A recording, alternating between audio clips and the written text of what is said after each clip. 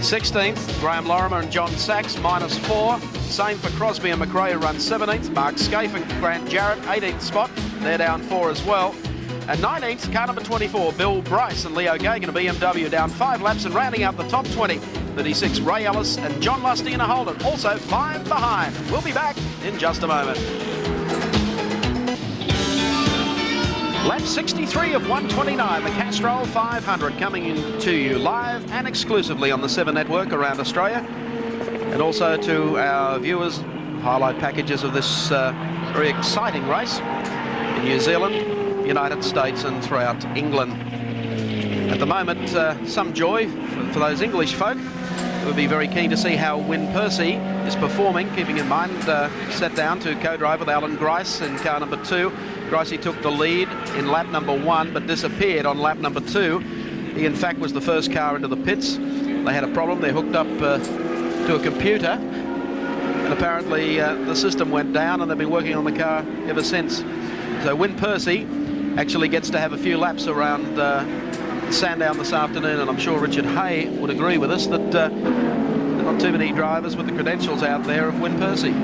Certainly aren't. There can't be many drivers that have driven as many varying sorts of touring cars as he has. This year alone, he's already had a run in testing, admittedly, with Tom Walkinshaw's Holdens. He's run Andy Raz's Ford Sierra Cosworth. He's run Graham Good's Ford Sierra Cosworth, so he'll be well in the know as to just how quick those cars are. But he was saying earlier on how easy this car was to drive. You know, he mentioned that it had got power steering, which is something that TW doesn't like, and how easy it is to drive, and how much he was looking forward to driving it around Bathurst. Yes, I think they were a little unlucky to have problems in the opening lap of this race, because one thing that was very, very obvious, and that was that the time set by Grice over the 2 days of practice and qualifying were matched in almost to the 100th of a second by Win Percy. Yeah, I think the first session that Win went out, he'd only done 13 laps on the car, and he ended up second quickest in that session, which gives you some idea of just how good he is.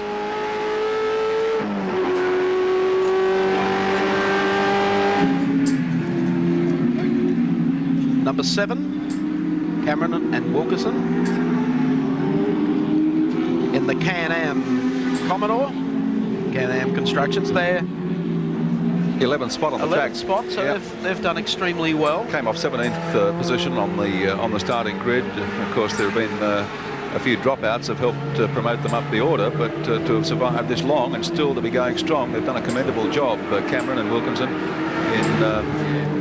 apart from Can-Am, a basically unadorned and very clean-looking Commodore, and obviously one that's running well. Another couple of drivers with that you don't hear a lot about, but they've got fair depth of experience between them, and they've put a lot of money into getting this car together. And they went into this race this afternoon confident that they would last out the difference, and they reckon that was more than plenty of others could say. And as things are turning out, they're going to be proved right.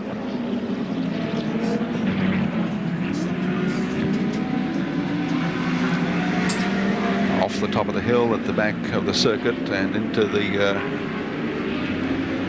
S-bends that were added to Sandown here a couple of seasons back now amid much controversy.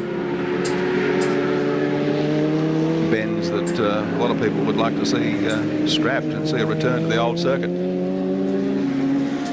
Tony's got the helmet on, so it must be getting close for the JPS team, for Richards to come in for the changeover. And now we take 7's race cam from inside the Bob Jane T-Mart's Commodore with Win Percy at the wheel, and so Gricey lives up to his promise. He said they'd get it back out on the track, both for Win Percy's sake and for Racecam's sake. And we can bring you real close-ups of the on-track action. There's John Crook in the number 6 dealer team Commodore. Win Percy anxious to go faster. Percy settling down very, very quickly. Graham Bowkett, as we reach halfway mark in the Castrol 500, was running second on the road, went in for a very, very quick pit stop, came out running in 7th, so the order still Jimmy Richards, race leader. Terry Shield ran second in the Peter Jackson Nissan Skyline. Third was the 05 Commodore. 4th is Crichton. 5th is Murray Carter. 6th is Perkins. Bowcat now back to 7th on the road, and 8th John Giddings and Stewart. So Wind's giving the curbs a bit of a workout around Sandown. Europeans have a bit of an affinity to curbs. Alan Moffat, I'm sure, would agree with that, but they tend to use the curbs a lot of the time. And Tom Walkinshaw is renowned for having to replace all the suspension after a flying lap in qualifying. Weir, on the whole, actually tends to be a very tidy driver, and I think it's just the pure bulk and size of the Commodore that means that he has to ride the curbs a little coming out of some of the corners.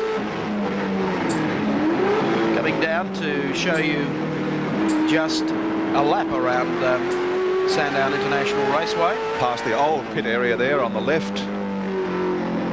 3.9 kilometres. Circuit coming up to the left-hander at Castrol. It's down on the brakes. This is the long back straight. There is a slight right-hand kink in it, just about here.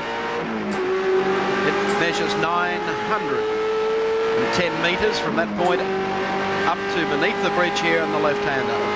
Cars are absolutely flat out here. This is the best bit for my money, because when you're sitting in the car, you don't know. You can't see which way the circuit goes when you get to the top there. And it looks very much as though it goes straight on around where the old circuit used to go.